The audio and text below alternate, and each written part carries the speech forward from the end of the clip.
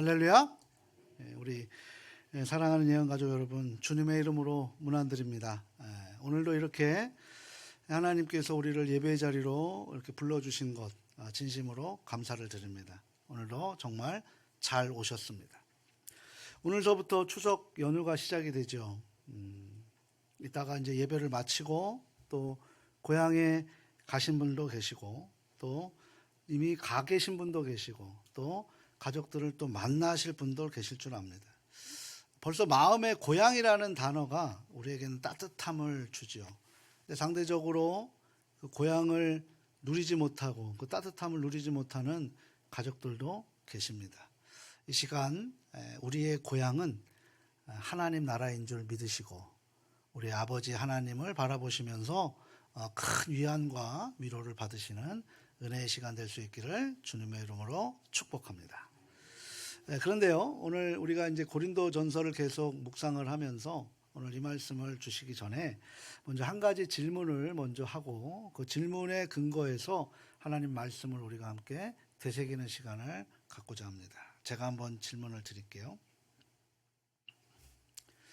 가족 여러분들이 살아오시면서 우리가 작은 실수들이 있을 거예요, 그죠? 근데 그런 작은 실수 말고 진짜 실패를 경험하신 적이 있으십니까? 이제 내 인생 끝났구나. 저는 이제 그런 거를 경험해 봤기 때문에 죽음의 직면까지도 가봤던 기억이 있습니다.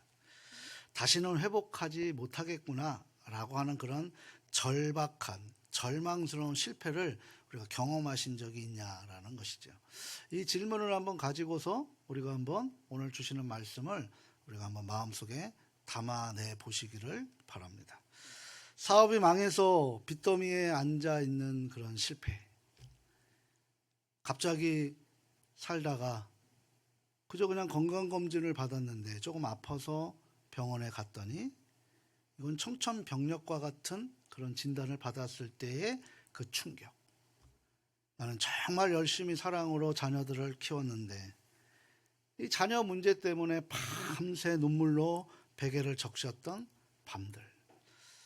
가장으로서 또 부모로서 또 믿음의 사람으로서 나는 왜 내 인생이 이 모양 이 꼴일까 라고 그렇게 이야기하고 한탄스러워하는 그 순간들이 아마 다들 있으신 줄 압니다.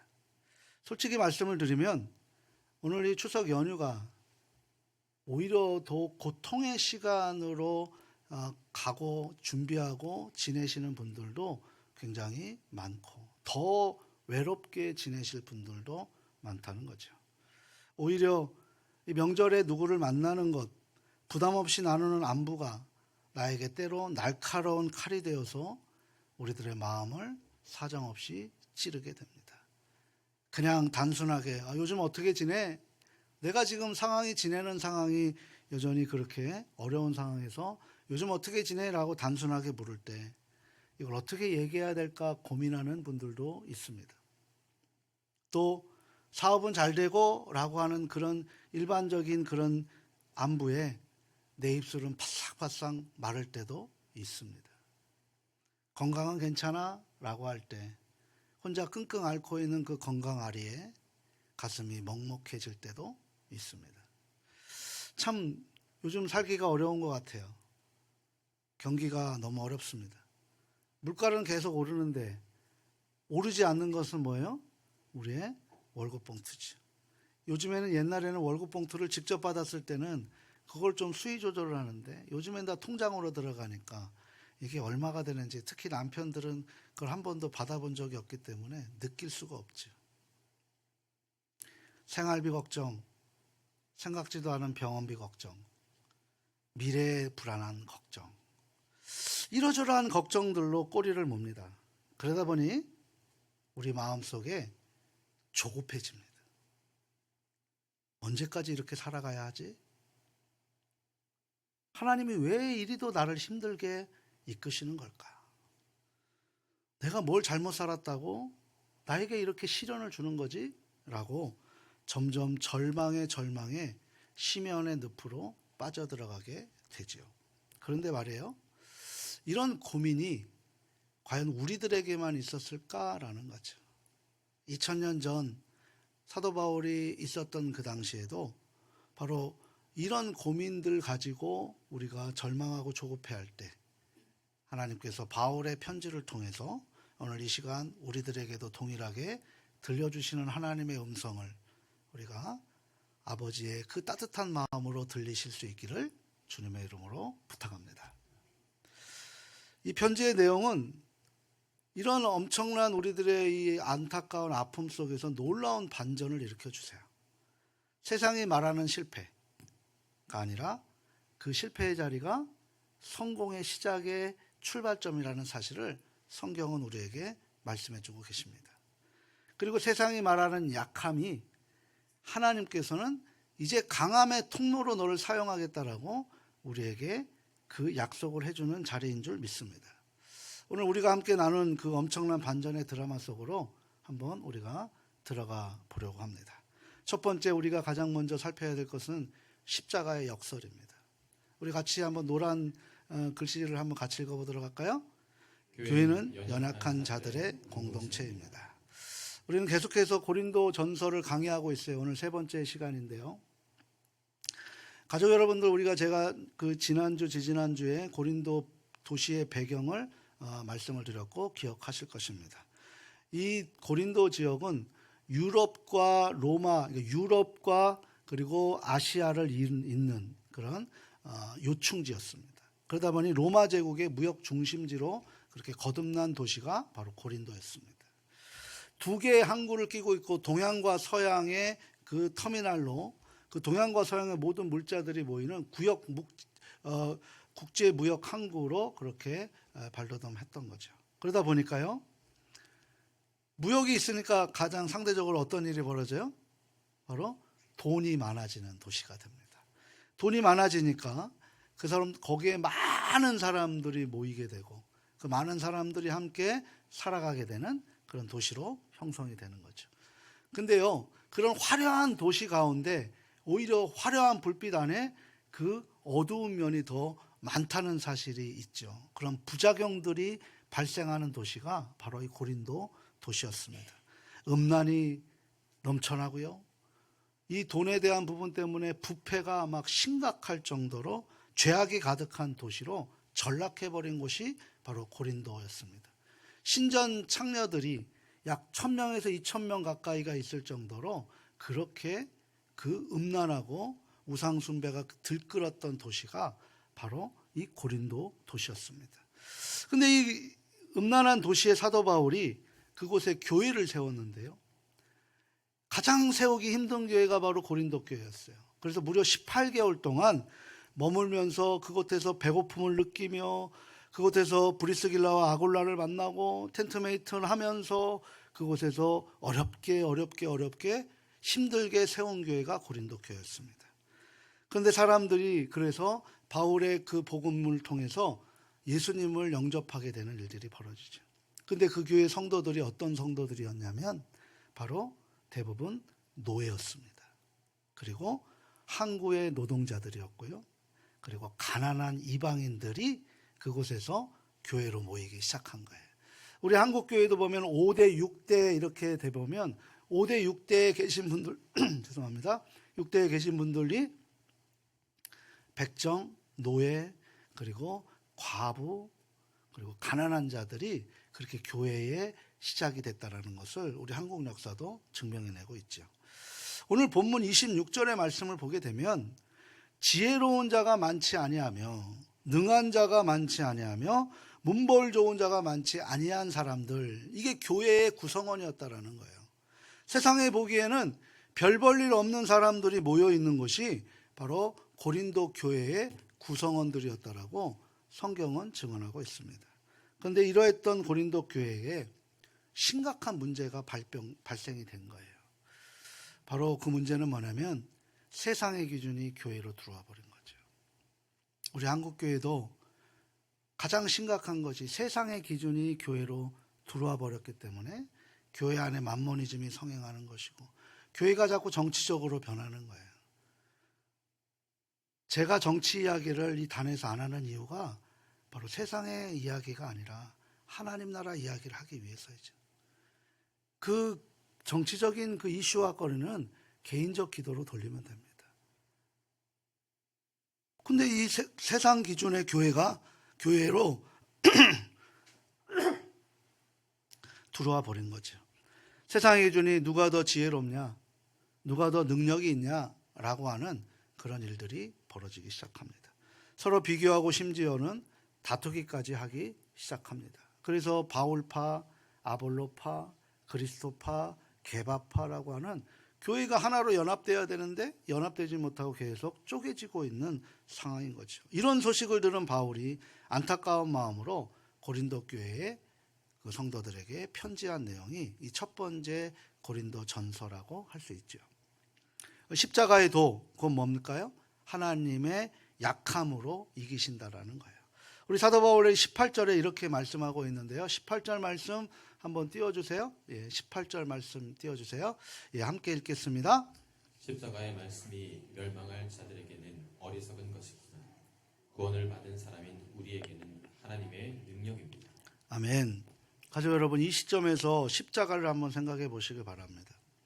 우리 교회도 진짜 세계적인 화가가 계셔서 아름답게 사순절날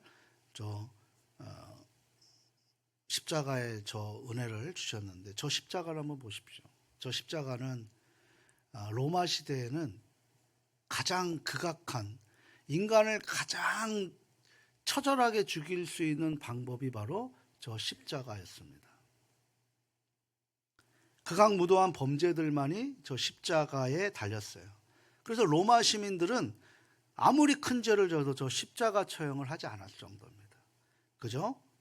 그 힘 없고 약한 사람들이 질 수 있는 그런 가장 치욕적인 형벌이 저 십자가였다라는 거예요.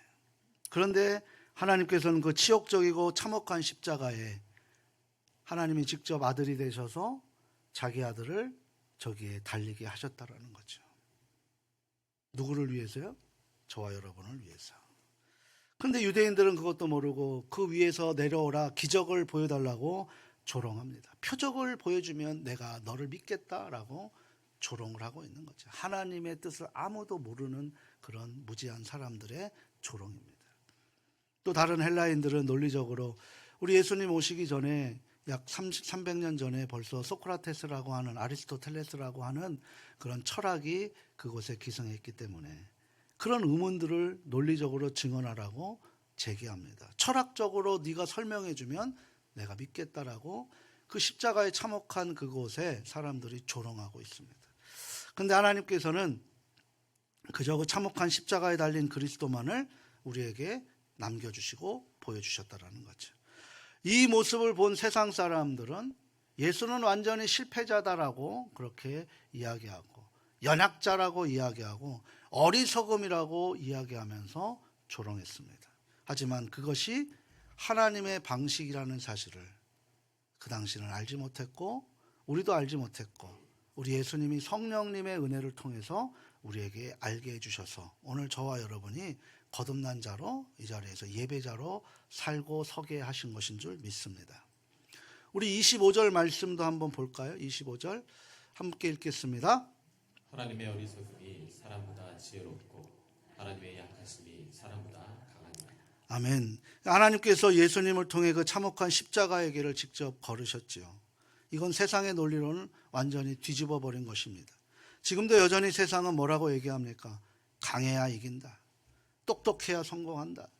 그리고 드디어 자신을 드러내야만 세상에 인정받는다. 라고 그렇게 이야기를 하고 자기를 살리기 위해서 그렇게 우리의 모든 시간을 거기에 올인합니다. 하지만 하나님은 다르시죠. 세상은 강해야 이긴다라고 하지만 하나님은 약함으로 이기십니다. 세상은 똑똑해야 성공한다고 그렇게 주장하지만 하나님은 어리석음으로 우리를 구원에 이르게 하십니다. 세상은 자신을 드러내야 한다라고 얘기하지만 하나님은 숨겨진 십자가로 역사하신다라고 지금도 동일하게 통치하고 계십니다. 가족 여러분, 제가 요즘 목회를 하면서 가족 여러분들의 삶을 전부를 다 알 수는 없지만 그래도 하나님이 맡겨주신 우리 예언교회 가족들이기 때문에 기도하면서 느끼는 것이 있어요.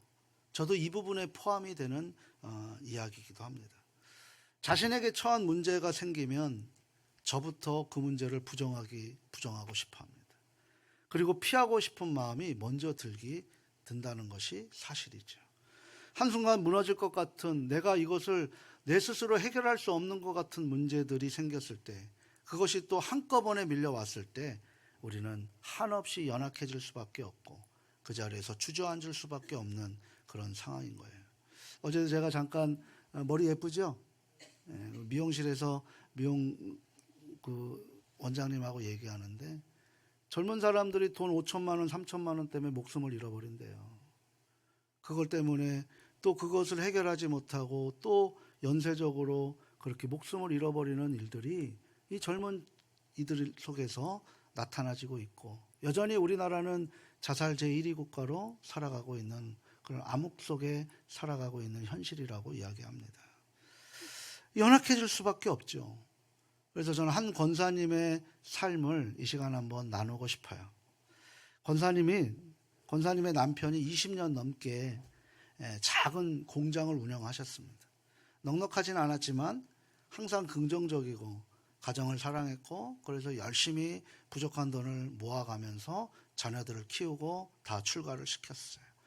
신앙생활을 하면서 행복하게 살았습니다. 그런데 그 행복했던 순간이 한순간에 무너지는 사건이 일어난 거죠. 갑자기 남편이 일하다가 쓰러진 것입니다. 뇌출혈이 온 거죠.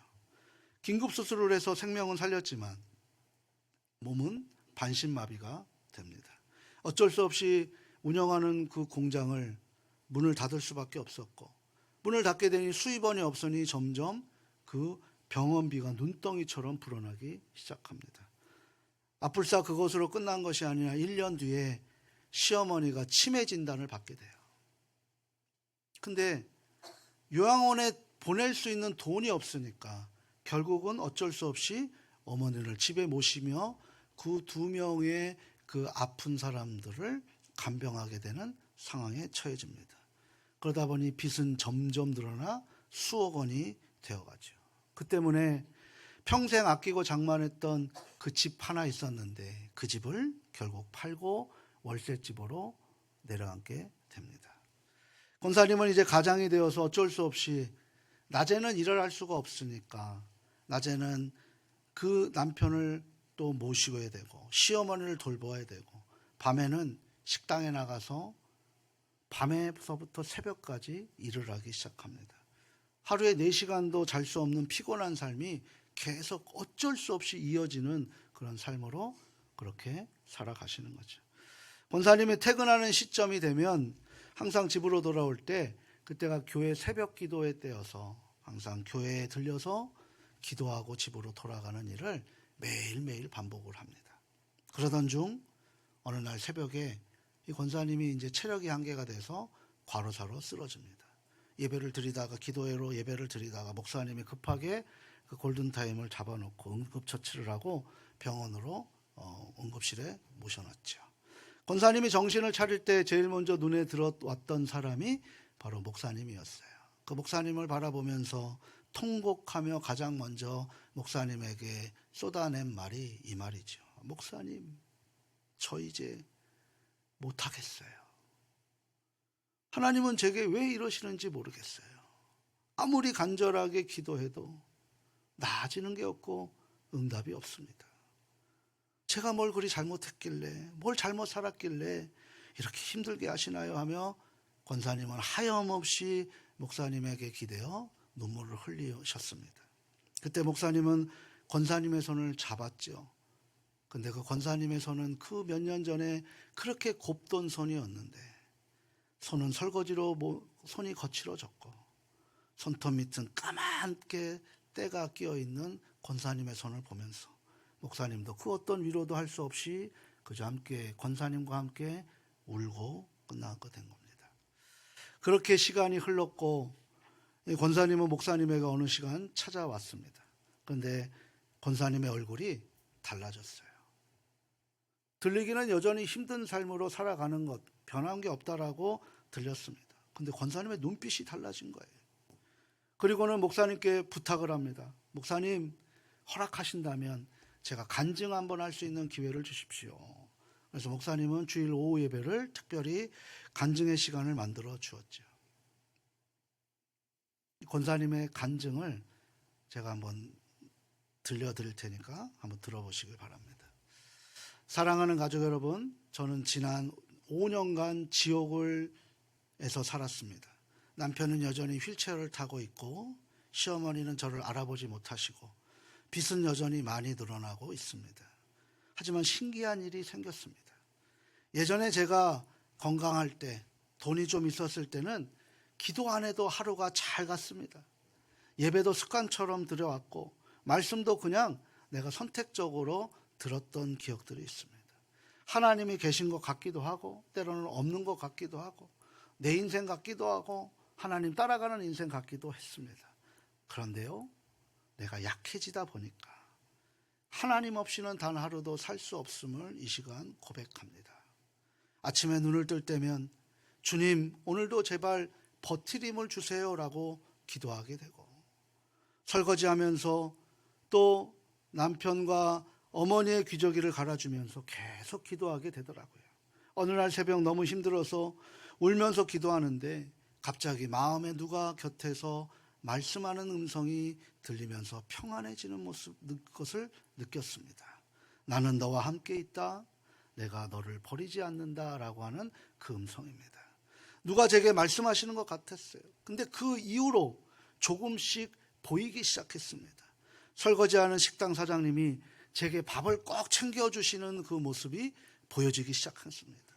병원비 때문에 걱정하고 있으면 우리 가족들, 우리 성도님들이 몰래 도와주시고, 남편이 힘들 때마다 기적처럼 힘이 생기고, 시어머니가 가끔 저를 알아보시면서 얘야 고맙다 하시는 것이 느껴지는 그 감격을 누리게 되었습니다. 이제는 알겠습니다. 하나님은 제가 강할 때는 멀리 계셨던 게 아니라 제가 하나님을 필요로 하지 않았던 것을 제가 이 시간 고백합니다.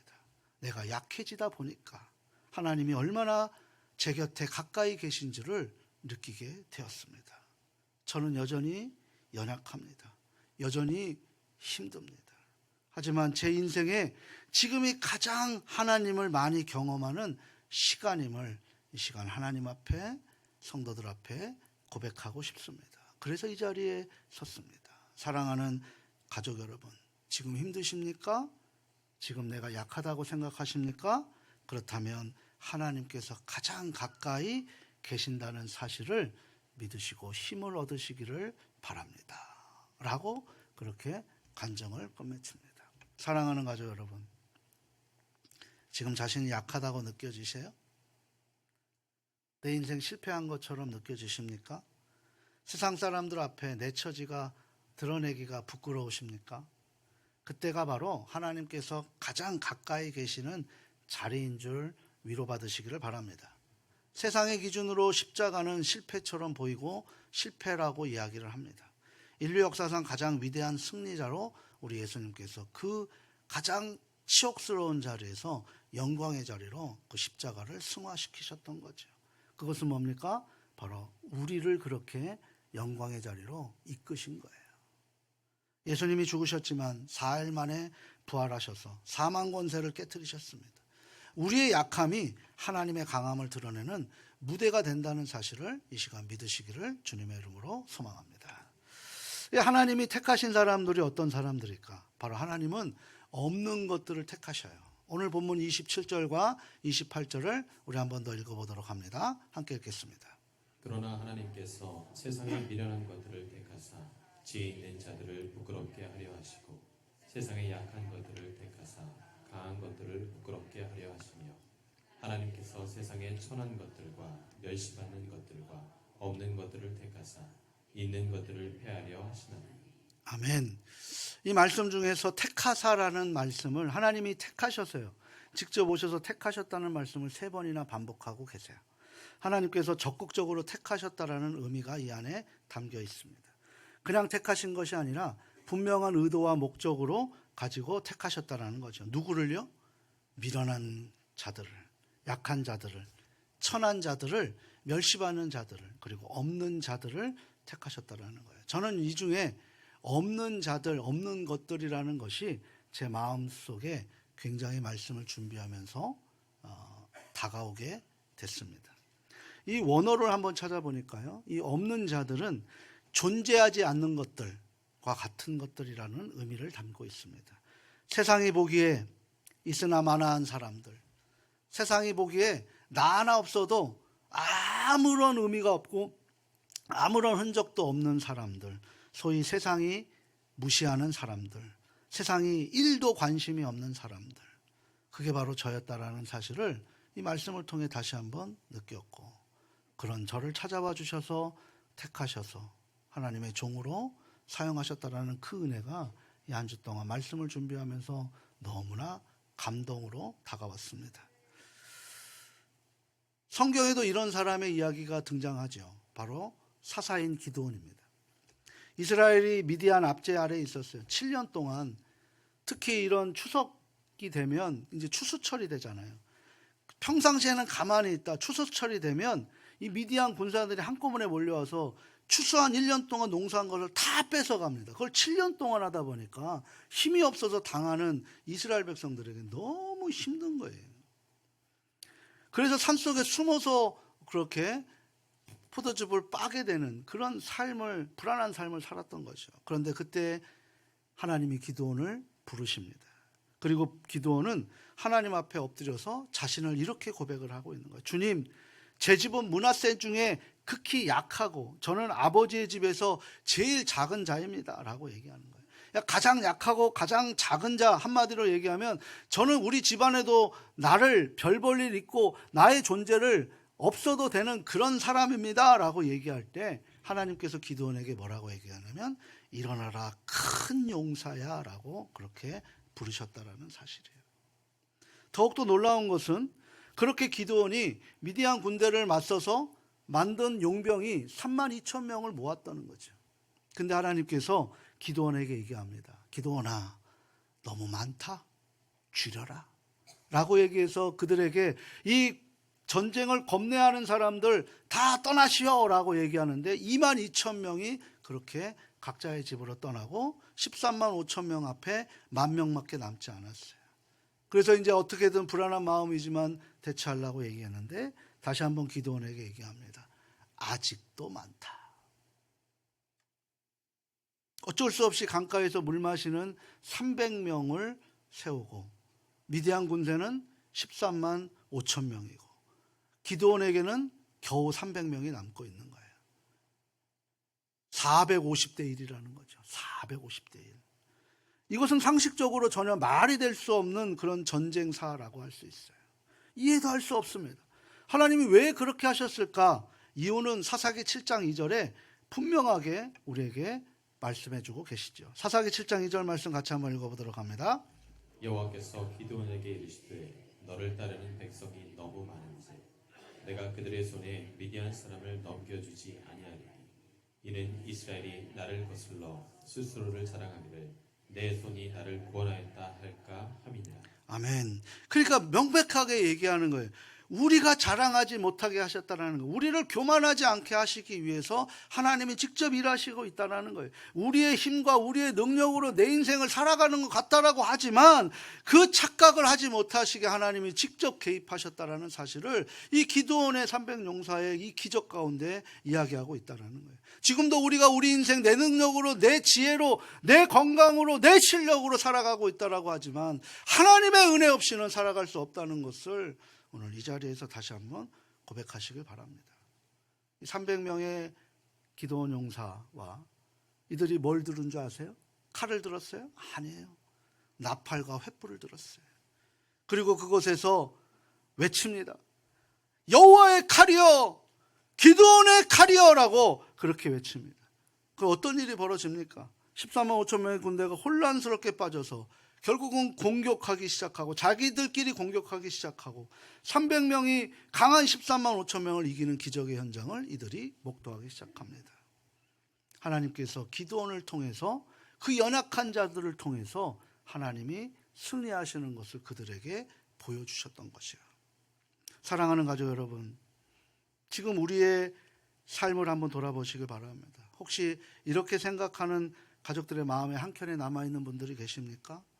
나는 배움이 없어. 나는 배우지 못했어. 나는 돈이 없어. 나는 가난해. 나는 건강이 안 좋아. 나는 능력이 없어서 세상에 나를 별 볼 일 없게 생각하고 집에서도 그렇게 별 볼 일 없는 사람으로 생각하고 있어. 지금 만약 이런 생각들이 우리 마음 한켠에 있다라면 하나님이 그 한 사람을 택하시는 기회의 자리인 줄 믿으시기를 바랍니다. 왜 그렇습니까? 오늘 본문 29절을 우리가 한번 이 말씀 때문이에요. 같이 한번 읽어보도록 합니다. 이는 아무 육체도 하나님 앞에서 자랑하지 못하게 하려 하심이라. 아멘. 우리가 강하면, 우리가 뛰어나면, 우리가 능력이 있으면 우리는 자신을 자랑하게 돼 있어요. 내가 해냈어. 내 힘으로 해냈어. 내가 지었어. 내가 만들었어. 하지만 우리는 약할 때는 어떻습니까? 하나님을 우리는 붙들 수밖에 없는 거죠. 하나님을 전적으로 의지할 수밖에 없게 됩니다. 그리고 하나님이 그때서부터 하나님 앞에 붙들었을 때 하나님이 일하신다는 거예요. 우리의 약함은 더 이상 우리의 문제가 되지 않습니다. 오히려 우리의 약함이 하나님의 능력을 드러낼 기회임을 우리가 잊지 마시기를 바랍니다. 우리의 정체성은 어디에 있습니까? 바로 우리는 그리스도 안에 있는 존재인 줄 믿으시기 바랍니다. 이제 이 하나님 메시지의 핵심의 말씀이 30절 말씀인데요. 우리 30절 말씀 우리 한번 같이 읽어보도록 합니다. 너희는 하나님으로부터 나서 그리스도 예수 안에 있고 예수는 하나님으로부터 나와서 우리에게 지혜와 의로움과 거룩함과 구원함이 되셨습니다. 아멘. 그리스도 예수 안에 있다. 이게 바로 우리의 정체성입니다. 무슨 의미일까요? 내가 아무리 어리석어도 예수님이 나의 지혜가 되십니다. 내가 아무리 죄인이었어도 예수님이 나의 의로움이 되십니다. 내가 아무리 더럽고 약해도 추악해도 예수님이 나의 거룩함이 되십니다. 내가 아무리 절망적이어도 예수님이 나의 구원이 되십니다. 이것은 단순한 위로의 말씀이 아닙니다. 바로 신학적인 진리입니다. 그러하기에 우리는 자신 안에 있지 않습니다. 그리스도 안에 있습니다. 그래서 내 능력을 보지 않습니다. 그리스도의 능력을 바라봅니다. 내 의를 주장하지 않습니다. 그리스도의 의를 입습니다. 내 거룩함을 자랑하지 않아요. 바로 그리스도의 거룩함이 나를 덮습니다. 그러하기에 성령님의 사역은 언제나 우리와 함께 하시는 하나님이십니다. 그런데 어떻게 그리스도의 능력이 우리에게 임해집니까? 바로 그것이 성령님을 통해서입니다. 우리 로마서 8장 11절 말씀 같이 한번 읽어보도록 합니다. 예수를 죽은 자 가운데서 살리신 이의 영이 너희 안에 거하시며 그리스도 예수를 죽은 자 가운데서 살리신 이가 너희 안에 거하시는 그의 영으로 말미암아 너희의 죽을 몸도 살리시리라. 아멘. 지금 이 순간도 우리 안에 성령님이 계시는 줄 믿으시기를 바랍니다. 내가 약할 때 성령님이 도우십니다. 내가 기도할 말을 찾지 못할 때 성령님이 말할 수 없는 탄식으로 우리를 친히 간구해 주십니다. 내가 넘어질 때 성령님의 그 따뜻한 손으로 우리를 이끌어 주십니다. 그러하기에 우리는 절대 혼자가 아닙니다. 이 추석 연휴 혼자가 되셨다고 절대 흔들리지 마시고 성령님 안에 그리스도 안에 있음을 확인하시고 그것이 우리의 자랑이 되고 기쁨이 되고 행복의 원천이 될 수 있기를 바랍니다. 이것이 바로 31절이어야 되는 거죠. 우리의 고백이어야 됩니다. 같이 한번 31절 말씀 함께 읽겠습니다. 기록된 바 자랑하는 자는 주 안에서 자랑하라 함과 같게 하려 함이라. 아멘. 그러니까 우리의 자랑은 예수 그리스도이신 줄 믿습니다. 십자가에 달리신 예수님, 부활하신 예수님. 이번에 저도 어디 강사 프로필을 좀 달라고 해서 거기에 무슨 학력과 경력을 달라고 하는데 이 말씀을 준비하는 도저히 거기에 제 경력을 쓸 수가 없게 되더라고요. 그래서 제 경력은 오직 예수 그리스도입니다 라고 그곳에 보냈습니다. 아마 이런 목사가 다 있어 라고 얘기할 수 있을 거예요. 제 경력은 예수 그리스도 외에는 아무런 해석이 되지 않는다는 거죠. 이것이 우리의 자랑이 될 수 있기를 바랍니다. 사랑하는 가족 여러분, 지금 힘드시죠? 경제적으로도 어렵습니다. 건강이 정말 염려되는 시대를 살아가고 있습니다. 가족의 문제 때문에 마음이 무겁습니다. 조급해하지 말라고 성경이 말씀하고 계세요. 왜 우리는 조급합니까? 첫 번째, 세상이 자꾸 우리에게 어떤 결과물을 요구하기 때문에 계속해서 불안한 마음으로 조급해지는 거예요. 이 조급함의 실체는 뭡니까? 이 조급함의 반대는 바로 믿음이에요.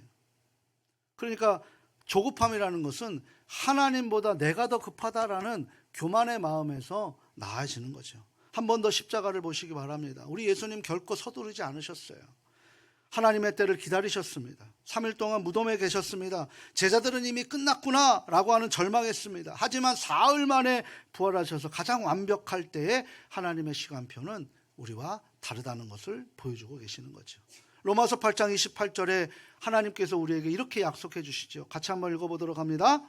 하나님을 사랑하는 자 곧 그의 뜻대로 부르심을 입은 자들에게는 모든 것이 합력하여 선을 이루느니라. 아멘. 이것이 십자가의 능력입니다. 우리 힘으로는 절대 안 됩니다. 우리 지혜로는 해결될 수가 없습니다. 하지만 우리에게는 십자가의 능력이 있습니다. 성령의 은혜가 있는 줄 믿습니다. 그래서 고린도 후서 12장 9절에 주님이 바울을 통해서 이렇게 말씀하셨어요. 같이 한번 읽어보도록 합니다. 고린도 후서 12장 9절 같이 함께 읽겠습니다. 내 은혜가 내게 족하도다. 이는 내 능력이 약한 데서 온전하여 짐이라. 이어서 바울은 또 이렇게 고백하죠. 같이 한번 읽어봅니다.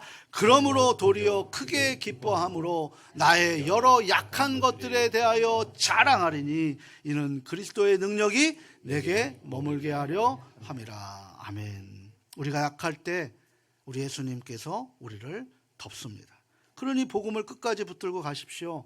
빌립보서 1장 6절에 이 말씀을 하고 계십니다. 마지막으로 한 번 더 읽어봅니다. 너희 안에서 착한 일을 시작하시는 이가 그리스도 예수의 날까지 이르실 줄을 우리는 확신하노라. 아멘.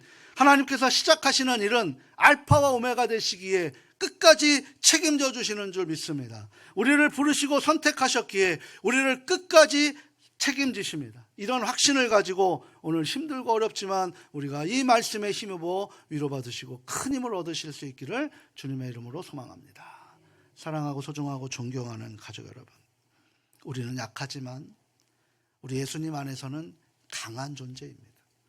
우리는 어리석지만 우리 예수님의 지혜가 우리의 지혜가 되면 세상을 감당하지 못한 믿음이 우리에게 있습니다. 우리는 넘어지지만 주님은 끝까지 우리를 책임져 주신다는 사실이에요. 그러니 지금 당장 문제가 해결되지 않아서 조급해하지 마십시오. 불안해할 때 십자가의 능력을 더 붙드시길 바랍니다. 복음은 강하게 붙들고 견디십시오. 그래서 우리에게 그 십자가를 주신 것입니다. 반드시 하나님의 때에 하나님의 방법으로 약할 때 하나님께서 일하시는 놀라운 역전의 드라마가 우리 인생 가운데 승리로 다가오게 되는 줄 믿습니다. 하나님께서 그 믿음을 확신을 가지고 오늘 하루 이 한 주도 행복하게 찬양하며 살아가시는 저와 우리 가족들 될 수 있기를 주님의 이름으로 축원합니다.